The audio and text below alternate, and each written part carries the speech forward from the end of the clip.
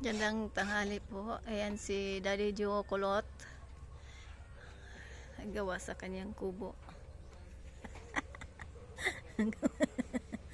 Nagawa-gawa siya.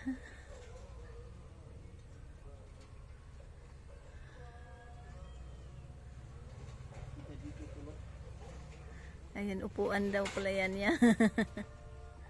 Ganyan ang upuan niya mo. Ganyan lang.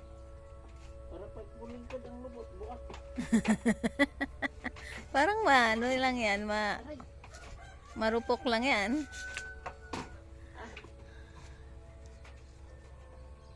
Marupok kay daling. Parang tabingi.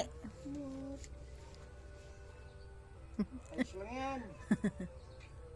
Ilan. Tama na guys, gagawa siya ng ano guys. Ulitin nga na.